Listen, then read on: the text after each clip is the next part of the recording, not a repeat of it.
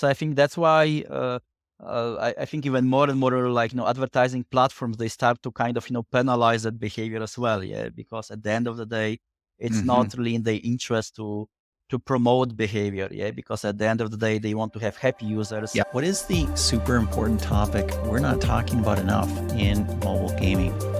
Hello and welcome to Growth Masterminds. My name is John Koetsier. We talk a lot in growth marketing for mobile games about lots of topics: retention. We talk about CPI. We talk about CPA. We talk about core loops, game economies, targeting, engagement, tons of stuff.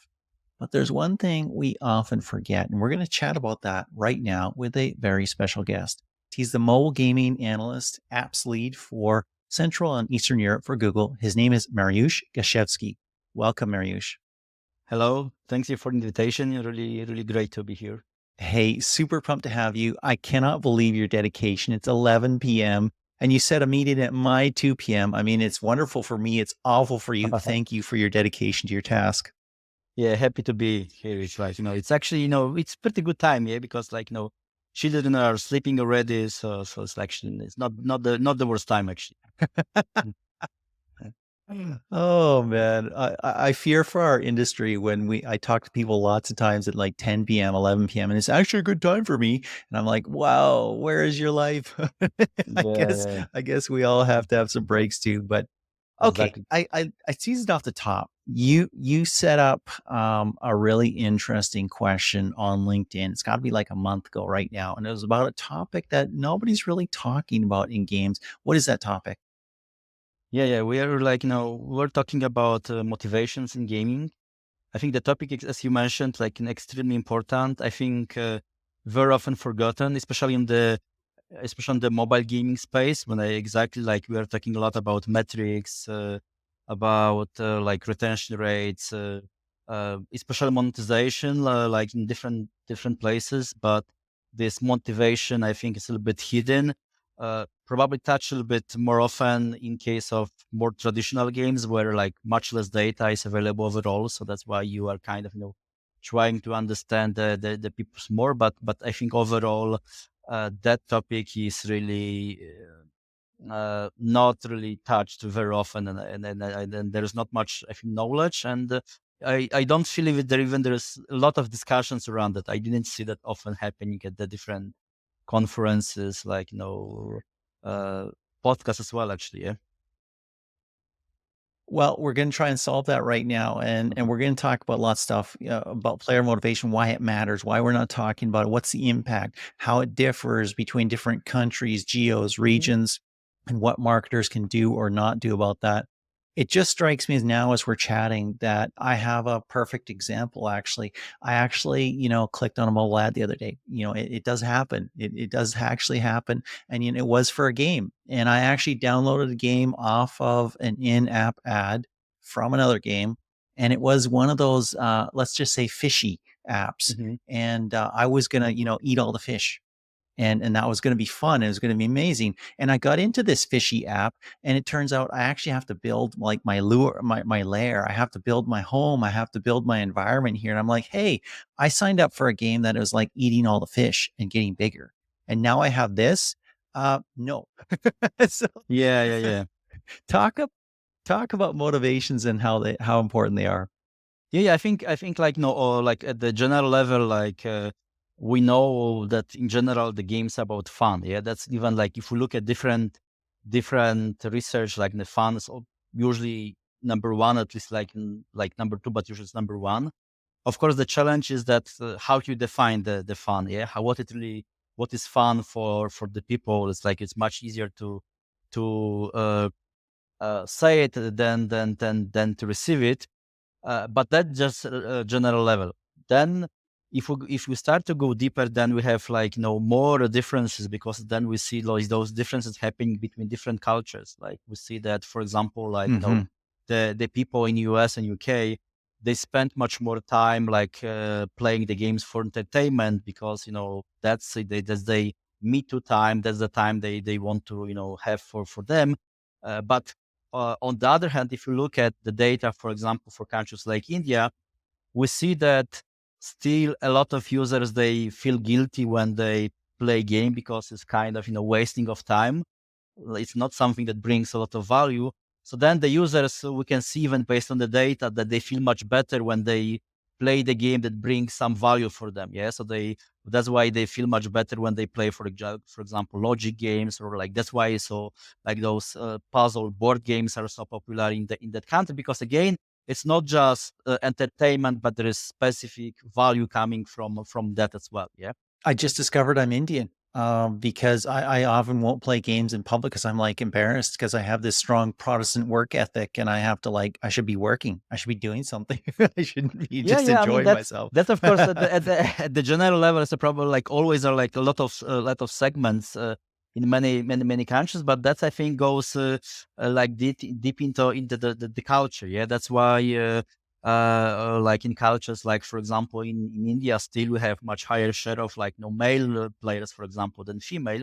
But on the other side, if we look at the data, the highest growth of the female players exactly in those emerging markets where uh, in the past it not was just the case of specific motivations, but like specific characteristics. Like if the family was like getting the first smartphone, usually it was used by the male for like for like more like kind of like practical stuff. But when the more like devices came and they were started to be used more for entertainment, then of course like much more women that, for example, were like staying at home, or like they could have just exactly this resting time they could use as well. And that's, we see this growth of this female casual gaming in many countries, which is again combination Mhm. of specific motivations with specific changes in the culture, and even in the uh, like uh,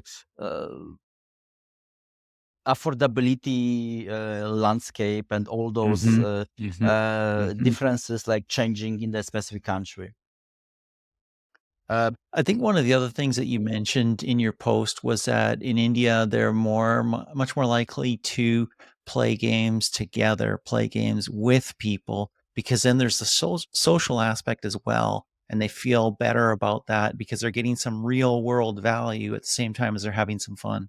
Yeah, yeah. So like exactly like especially in those like Asian countries, like exactly like India, Philippines, Vietnam, we have much more this like playing as connection with peers and with friends. I think in some countries Mhm. it even got very deep. I remember like discussions with my colleagues with like from Vietnam, where they mentioned that, for example, like in that country, the the gaming started from the playing in the internet cafes when people were coming and like playing with each other. So when that it became kind of part of the culture that you're not playing yourself, you are playing with other people. So even a lot of, for example, Mhm. ads prepared for those markets like Vietnam, Philippines, they usually look like that you have a few people playing together around like table or something, which is of course kind of not often met, but again underlying that this specific game can be very deep, like player to player and social experience.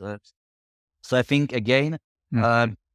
the more we know about those topics, the better we can really prepare and adjust specific experience for the people, like in terms of understanding, okay, what kind of gameplay should I prepare, what kind of creatives make sense. That really maybe sometimes it's not 100% like just the gameplay of the game, but it's not that we are like trying to fish the people with totally different content, something that has not relevant from the game, but we really are really appealing to those underground motivations of the people when they they see it because they like it, they go to that game, download that, and even if the gameplay is a bit different, they see, okay, my specific motivation, my specific expectations is kind of fulfilled. Yes, okay, that's what I expected. And I think uh, in the days of extremely high competition between the games, that actually matters more and more and more. Yeah, because at the end of the day, we see that even such topics like, okay, if you look at the data in almost all countries, like for example, revenue is growing faster than downward, Mm-hmm. which means that competition after the user is getting harder and fiercer. Yeah, so you need to kind of find more and more different ways to distinguish yourselves from other games and actually be able to convert that specific user from to the player. Sometimes even detach him from the other game he's playing. Yeah, make sure that he understands. Okay, Mm-hmm. your game is actually it's able to better fulfill those expectations. The other one he is playing now. Yeah, makes a lot of sense. I'm just looking at your data right now and I'm just seeing like Philippines, 31% say that one of their main reasons for gaming is to learn new skills. United States, 14%. India, 34% learning new skills. That's interesting. That's really interesting.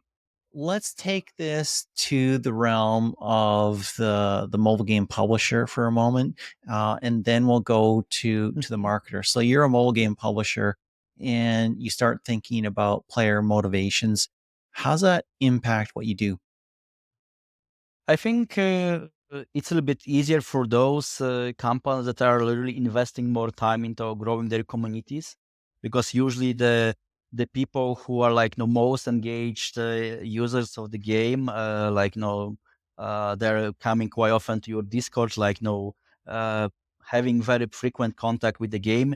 They're very eager to share the feedback, how they see the game, how they see how that game is different from others, how what is in opinion can be changed. And I think that's one very easy way to do it. And I see actually I remember quite a few companies that's just doing a few simple surveys from time to time among the communities. Actually, they were able to get really a lot of knowledge about uh, what people are expecting from in general from the games in that genre, what people are expecting Mm-hmm. from the game overall, not just on that game, but how actually why they play, what actually makes them play more, and what makes them to spend more. So I think that's the step Mm-hmm. number one, because usually it's the simplest. And at the end of the day, again, uh, uh, what you are trying to achieve is really try to try to understand your core user, like someone who is really Mm-hmm. deeply Mm-hmm. engaged with the game. Then I think, okay, Yeah. once you have it done, I think there are um, a few different players models that you can use. And I think what is more and more often happening, that there are now some user research, or some brainstorming with just some users. And there are a few platforms that are making that available, where you can, again, you can see someone playing, you can see sharing his feedback about the game, and especially how they see the game versus other ones. Yeah. And then, of course, Mm-hmm. a lot of data can be even read from even quantitative data, that's from your analytics, when you see, okay, that specific funnel, people are they're uh, mm, the people are not retained at the specific place. They are not going through. So if you compare and if you combine the quantitative and qualitative data, then you have pretty good start, because usually the quantitative data gives you some idea what kind of hypothesis you should do. So okay, you saw a specific Mm-hmm. funnel and you see, okay, at specific point, people are not going through. So based on that, you can see, okay, maybe that screen is different from others. So the specific expectations of people is not fulfilled. So then based on that data, you have some ideas, okay, what kind of questions I can ask. Yeah, because of course, what you want to avoid is just you start to put random questions to users, and at the end of the day, you have a lot of knowledge, but in very unstructured way. So that's why, again, combining both quantity and quality.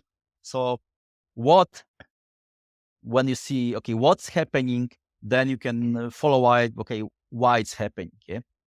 Love that. The quantitative and qualitative understanding, having lots of information and be able to categorize it and formulate it into something that's usable, some insight. Absolutely love that. Okay, so you're a marketer and you're hearing this conversation and you're saying, okay, yeah, player motivation. So, I've got to consider that. What does that tell you about how to market a game? I think in a few different ways. Like the first one that we kind of started already. That in general the growth and user acquisition is not getting easier, yeah? Because competition makes extremely hard to actually fight for every next user, which means that uh, Mhm, at the end of the day, uh, the how actually your creatives are appealing to the audience are extremely important, because at the end of the day, what matters now is that finally all platforms then translate the like IPM metrics, like how many installs you have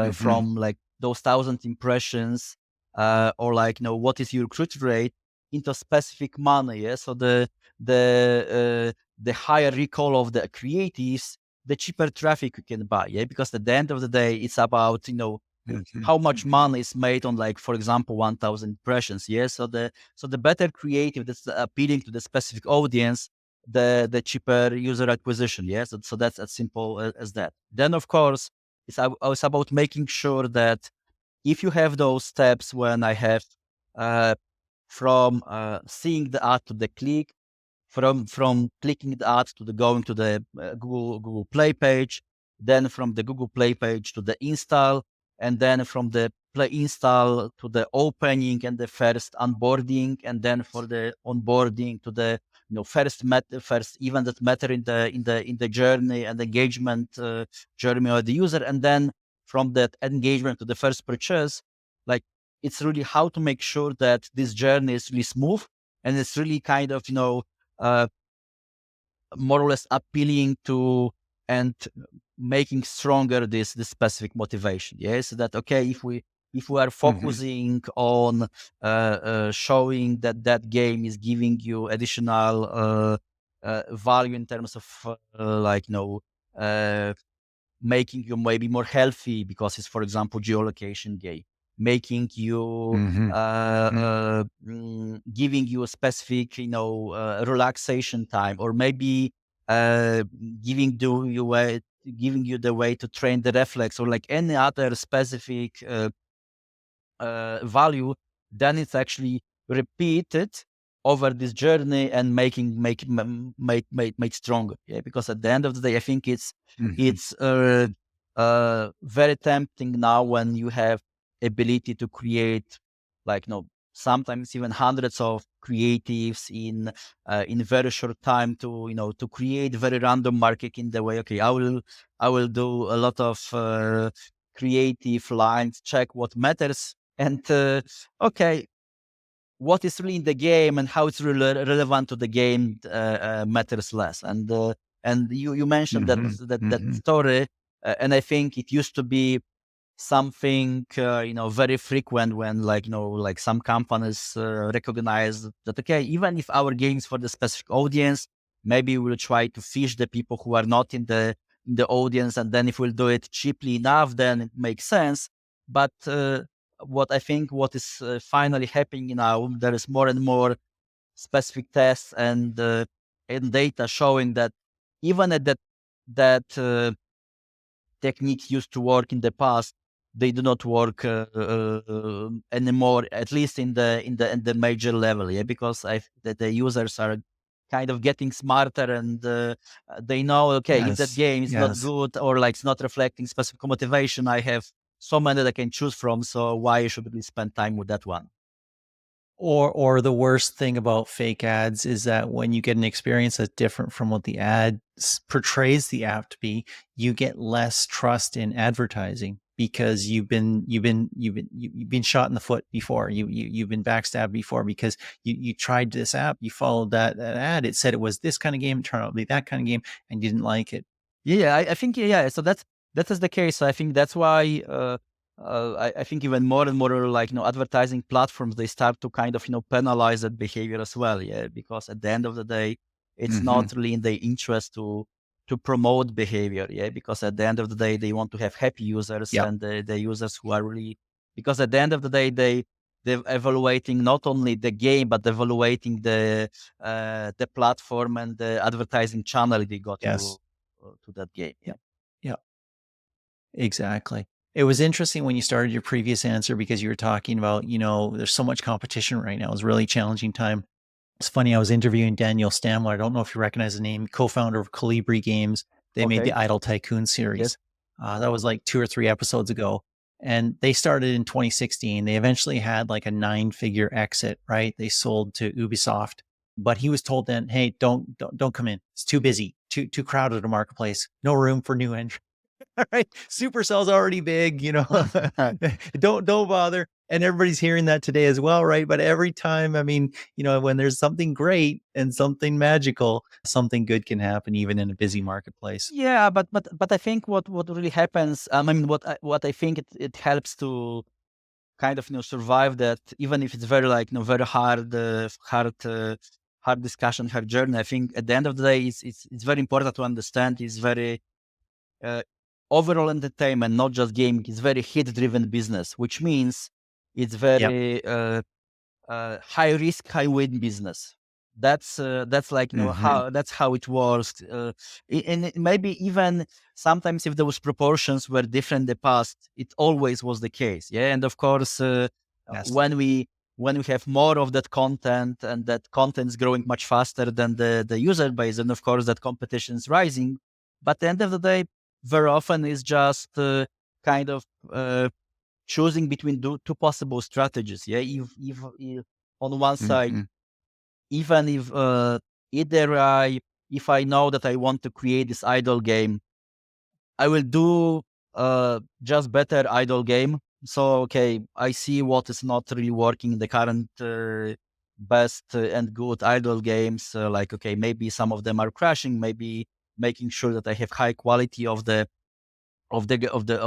graphic. And finally, what probably will happen is that it's very unlikely that I will be number one in that specific category. Yeah, because that place was taken already. Mhm. Yeah, so Mhm. I can like specific percentage was taken by the leaders. So there is some specific room that can be taken by some followers, and I can take probably small percentage of that. So it's okay.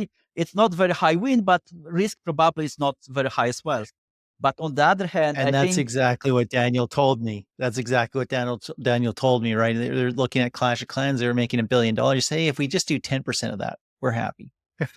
yeah, but probably the other way to approach it is really to understand. Okay, maybe there is some other way of making sure that the users who are playing these idle games can be happy. So they play the idle games for the specific reason. And maybe I will find the better way to actually fulfill their Mhm. expectations. And that's why I think even those Mhm. mashups and uh, mixes of different genres, or trying to Yes. understand Yes. what is the next big thing is actually so Combat hot. and match 3.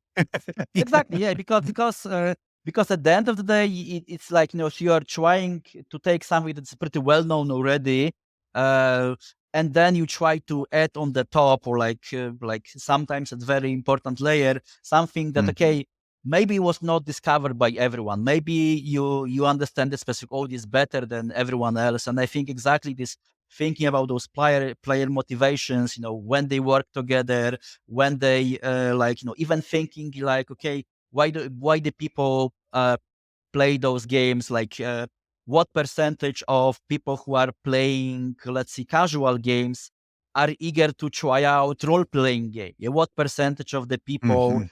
who are playing a role-playing game, they're doing that for the competition, and what percentage of them they are playing for the specific IP, for example. Yeah, again asking those Yep. questions and putting some hypotheses based on that and verifying them with this qualitative and quantitative data, I think finally create some chances for the success. And again, they're not huge, but on the other side, finally, you have this Ford story. Yeah. So again, Yep. 100 years Yep. ago, someone mentioned, okay, this in this case, if someone would ask him, he would ask about faster horses. Yeah. But there was just better idea for that. But again, very risky. Yeah. Of course, requiring much more preparation, much more low knowledge, much higher investment. Yeah.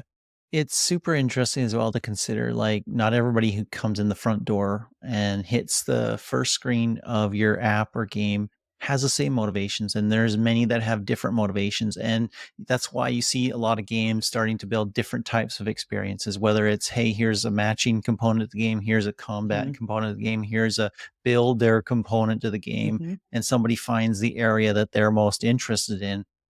It seems to also be pretty critical to be able to determine pretty quickly when somebody comes into your app what that person's motivations are so you can personalize or tailor the Hmm. app or game experience to that person. Yeah. But I think 100% agree. Like very good point. But I think something that's really important to remember is that the the player motivations and understanding the player's motivations are it's not the same as mechanics, yeah, because I think what can happen on when you build the game is just you say, okay, I will think about competition, so I will add PvP. Yeah, I will think about like like some like this thinking motivations. I will put some maybe gathering or like some specific mechanics behind it. Yeah, and finally, what Mhm. happens is that you have just like many different kind of mechanics that okay maybe are corresponding finally to specific expectations, but they're not really working together, are not really creating any unified way, and it's extremely hard to actually make sure that A good point. you really use you can actually guide user of those of the journey, yeah? Because finally what Mhm. happens, like if the user comes and you have so many different mechanics, how you defined which one is really the most important, like how to actually make sure that like this this day one, for example, matters so much, like how to actually use this like first few seconds of that user attention to show what is the most important, what's really the clue and the main point of the game, and what is just some okay additional filler that can be used but not necessarily needs to be used in that specific game. Yeah. That's a really good point, actually.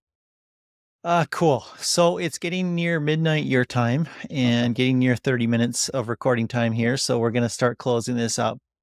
If you get it right, if you understand motivations really, really well, what are the rewards?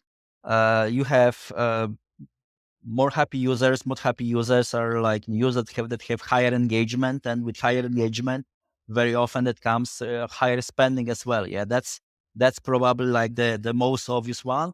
But the other ones, of course, like they are like related mm, to much better growth and user acquisition of those users, which again is getting more and more important, especially in those crowded spaces where, on one side, we know that, like for example, users are not growing as it used to do, but on the other hand, if we know that you mentioned, for example, the Supercell or like let's see, Monopoly Go, like a few of those almost iconic brands where you Mhm. can play those games even for years.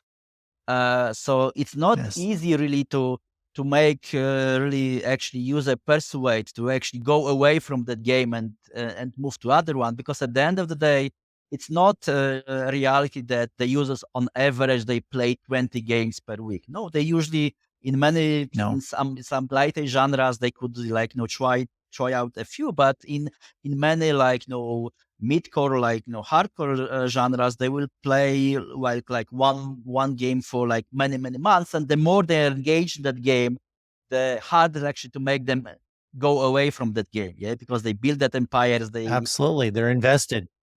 Exactly. Yeah. So I think that's why the only way to like kind of steer the irritation to your new products, really make sure that you really understood their like motivation heavily, not just by like very simple understanding, okay, what kind of mechanics they're expecting, but okay, what kind of emotion they're expecting once they play the game. Yeah, if they even if they spend the money in the game, are they happy with that? Yeah, they are like, they are spending and they are saying, okay, it's at the end of the day, it's like, entertainment. So I'm not spending on cinema, so I always spend on the game. Or they think, okay, it seems to me that the game is getting more like pay to win. So I don't think I like that game so much as I used to like that 2 Yes. months ago, for example. Yeah. Yes. Yes. Yes. I've literally lived through that experience. If Yeah. you get it right, things work out very, very well. If you get it wrong, you become a target for somebody else to surpass. Thank you so much, Mariusz. This has been Thank you really very much. interesting. It was a pleasure to talk with you.